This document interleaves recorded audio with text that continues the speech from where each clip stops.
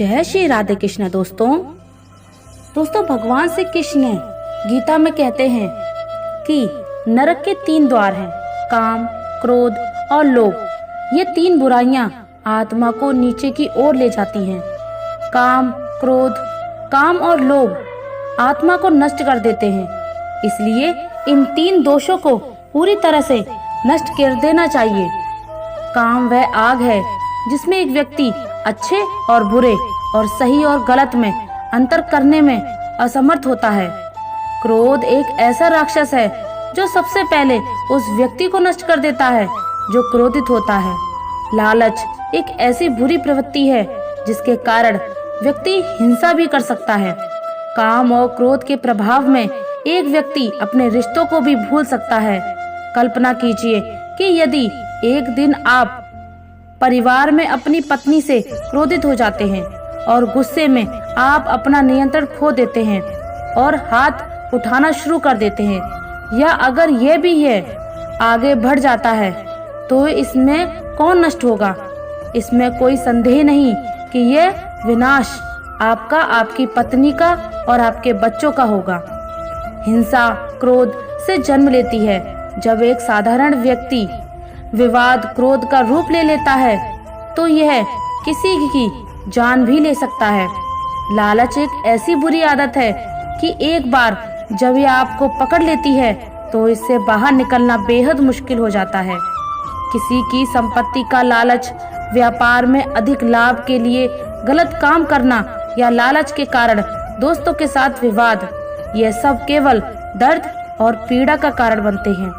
इसीलिए भगवान श्री कृष्ण ने काम, क्रोध और लोभ को नरक के द्वार कहा है, क्योंकि यह द्वार व्यक्ति के जीवन का द्वार खोलते हैं, सीधे पतन की ओर ले जाता है। जय श्री राधे कृष्ण दोस्तों आपका अपने चैनल में हार्दिक स्वागत है, जहां हम आपके जीवन को सकारात्मक दिशा देने का प्रयास करते रहते हैं। हमारा आपसे अनुरोध है कि इस वीडियो को अंत तक देखें और यदि आपको हमारे प्रयास पसंद आते हैं तो वीडियो को लाइक करें और नीचे कमेंट में जय श्री राधे कृष्ण लिखें और हमारे चैनल को सब्सक्राइब भी करें और बेल आइकन को दबाएं ताकि हमारी नई प्रेरणादायक वीडियो सबसे पहले आप तक पहुंचे। तो चलिए आगे बढ़ते हैं वीडियो में। दोस्तों लालच यानी लोभ एक ऐसी बुराई है जो हमारे बाकी सभी गुणों को कलंकित कर देती है। एक लालची व्यक्ति कभी संतुष्ट नहीं होता और भले ही वह अमीर हो फिर भी वह गरीब महसूस करता है। इस असंतोष के कारण उसके जीवन से सुख और शांति गायब हो जाती है। हम इसे एक प्राचीन कथा के माध्यम से समझने की कोशिश करेंगे। यह पुराने समय की बात है कि एक शहर में एक व्यापारी रहता था जिसका व्यवसाय दूर दूर तक फैला हुआ था। एक दिन वह व्यापारी गंभीर रूप से बीमार पड़ गया। उसके इकलौते बेटे राजेश ने अपने पिता की खूब देखभाल की और देश के सभी वैद्य और हकीम से उनका इलाज करवाया, लेकिन वह अपने पिता को बचा नहीं सका। एक दिन उसके पिता की मृत्यु हो गई। राजेश ने अपने हाथों से अपने पिता का अंतिम संस्कार कर दिया। पिता की मृत्यु के बाद वह कुछ दिनों तक बेहद दुखी और उदास रहा। समय के साथ वह अपने पिता की मृत्यु को भूल गया और एक रंगीन जीवन जीने में अपने पिता के कमाए हुए धन और प्रतिष्ठा को खर्च करने लगा। राजेश की आंखें तब खुली जब उसे एहसास हुआ कि उसके पास बहुत कम पूंजी बची है। वह सोचने लगा कि उसने अपने पिता की मेहनत से कमाए हुए पैसे तो बुरी आदतों में बर्बाद कर दिया। अब अगर उसने अपनी बची हुई पूंजी से कोई नया व्यवसाय शुरू नहीं किया तो जल्द ही वह मुसीबत में पड़ जाएगा। होश में आने पर उसने अपनी बची हुई पूंजी से कुछ ऊंट खरीदे और व्यापारियों का सामान लादकर एक देश से दूसरे देश की यात्रा करने लगा। जो किराया मिलता था उससे अपना गुजारा करता था। एक बार राजेश ने एक व्यापारी का सामान चुरा लिया। जब वह एक देश का दौरा करके घर लौटा था तो उसने रास्ते में एक सुंदर बगीचा देखा और उसने सोचा वहाँ कितना सुंदर है। यह एक बगीचा है, क्यों ना यहाँ थोड़ी देर रुककर आराम किया जाए। वह बगीचे में पहुंचा और अपने ऊँटों को चरने के लिए छोड़ दिया और खुद एक पेड़ की छांव में आराम करने के लिए लेट गया। थकान के कारण उसे नींद आ गई। काफी देर बाद देखा तो शाम हो चुकी थी। जब उसने अपनी आंखें खोली तो उसने एक साधु को अपने सामने खड़ा देखा। वह हैरान हो गया और पूछा, कौन हो बाबा और कहां से आ रहे हो? साधु ने जवाब दिया, बेटा हम संतों का क्या मामला, हम वहीं जाते हैं जहाँ हमारा दिल चाहता है, हम वहीं रुकते हैं जहाँ हमारी इच्छा होती है। हमें खाना भी नहीं मिलता, मुझे कोई चिंता नहीं है और न ही मुझे रहने की किसी के घर की जरूरत है। बताओ तुम कौन हो, कहाँ से आ रहे हो और कहाँ जा रहे हो? तुम्हारे ऊँटों को देखकर लगता है कि तुम एक व्यापारी हो। राजेश ने कहा, नहीं बाबा, मैं एक व्यापारी नहीं हूँ। हाँ, मैं दूसरे व्यापारियों जैसा ही हूँ। मैं अपने ऊँटों पर सामान लाता हूँ और किसी तरह अपना पेट भरता हूँ। फिर राजेश ने साधु को अपनी पूरी कहानी सुनाई। उसकी दुर्दशा सुनकर साधु ने कहा, बेटा मुझे तुम पर दया आती है, मैं तुम्हारी मदद करूँगा, मेरे साथ आओ, मैं तुम्हें एक खजाने के बारे में बताऊंगा। वहां से तुम गुफा में जा सकते हो, जिसका चाहे और जितना चाहे उतना पैसा ले लो। वह खजाना यहाँ से कुछ दूरी पर एक जंगल में पहाड़ों में एक गुफा के अंदर है। यह सुनकर राजेश ने पूछा, क्या ये सच है? बाबा साधु ने कहा, हाँ बेटा, साधु कभी झूठ नहीं बोलते, मेरे साथ आओ। राजेश ने कहा, तो जल्दी से मेरे ऊंट पर बैठ जाओ, पैदल चलकर समय बर्बाद करने का क्या फायदा। फिर दोनों ऊंट पर सवार होकर एक दिशा में चल दिए। वे चलने लगे और कुछ समय बाद राजेश ने पूछा, बाबा तुम मुझे कहाँ ले जा रहे हो? यहाँ मुझे केवल ऊंचे ऊंचे पहाड़ दिखाई दे रहे हैं और दूर दूर तक कुछ भी नहीं। साधु ने कहा, बेटा खजाना इन्हीं पहाड़ों के अंदर छुपा हुआ है, तुम नीचे उतरो और फिर मैं तुम्हें दिखाऊंगा। ऊंटों से उतरने के बाद साधु उसे गुफा में ले गया और कहा, बेटा ये वह गुफा है जिसके अंदर खजाना पड़ा है, मेरे साथ आओ। राजेश ने कहा, लेकिन बाबा अंदर बहुत अंधेरा है, मुझे कुछ दिखाई नहीं दे रहा, गुफा बहुत लंबी है और डरावनी लग रही है। राजेश का दिल धड़क रहा था और वह साधु के पीछे पीछे चलता रहा। कुछ देर बाद राजेश ने पूछा, बाबा ये रोशनी कहाँ से आ रही है? साधु ने कहा, बेटा ये रोशनी उस खजाने से आ रही है, तुम उस रोशनी में खजाने को ध्यान से देखना। जैसे ही वे खजाने के पास पहुंचे, राजेश ने उसे देखा और कहा, अरे वाह, ऐसा खजाना, अब तो मेरी सारी गरीबी दूर हो जाएगी। साधु ने कहा, बेटा जाओ और जितना हो सके उतना ले लो। राजेश ने तुरंत अपनी गाड़ी से एक चादर निकाली और उसे जमीन पर फैला दिया और उसमें सोना, चांदी और मोती डालने लगा। कुछ देर बाद उसने अपने द्वारा एकत्र किए गए सभी पैसे को एक बंडल में बांध लिया और कहा, बस बाबा, अभी मैंने उतना पैसा इकट्ठा कर लिया है जितनी मुझे जरूरत है, मैंने ले लिया है, अब हम चलते हैं। तो साधु ने कहा, रुको, मुझे भी अपनी पसंद की एक चीज लेने दो। फिर साधु ने खजाने के ढेर से एक सोने का डिब्बा उठाया और उसे अपने थैले में डालकर कहा, चलो अब यहाँ से चलते हैं। कुछ दूर चलने के बाद साधु ने राजेश से कहा, सुनो बेटा, तुम जो पैसा लाए हो उसका आधा और अपने ऊँटों का आधा मुझे दे दो। यह सुनकर राजेश हैरान हो गया और कहा, लेकिन बाबा अगर तुम्हें पैसा चाहिए था तो तुमने वहीं से क्यों नहीं लिया, सिर्फ एक डिब्बा क्यों उठाया?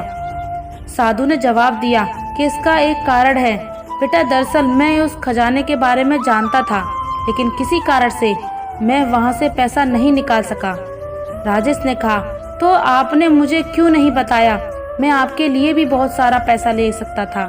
साधु ने कहा कि अगर मैंने तुम्हें ये पहले बताया होता तो तुम ये पैसा अपने साथ नहीं ला पाते, क्योंकि मेरे कहने पर वह सारा पैसा धूल में बदल जाता। राजेश ने साधु से जवाब दिया कि अगर ऐसा है तो मैं वहां दोबारा जाऊंगा और पैसा लाऊंगा, तुम यहीं रुको। साधु ने कहा कि अब वहां जाने से कोई फायदा नहीं, क्योंकि मैंने ये रहस्य तुम्हें बता दिया है और अब बाकी पैसा भी धूल में बदल गया। जो राजेश को साधु को कुछ भी ना देने का मन हुआ, लेकिन फिर थोड़ा सोचकर उसने अपने ऊँटों और पैसों का बंटवारा कर दिया। कहा, बाबा ये आधा पैसा और मेरे आधे ऊँट आपके साथ है। साधु खुश हुआ और कहा, मैं खुश हूँ कि तुमने मेरी बात मानी। चलो अब मैं तुम्हारे साथ तब तक चलूंगा जब तक हमारे रास्ते अलग नहीं हो जाते। दोनों अपने ऊंटों पर सवार होकर चल पड़े।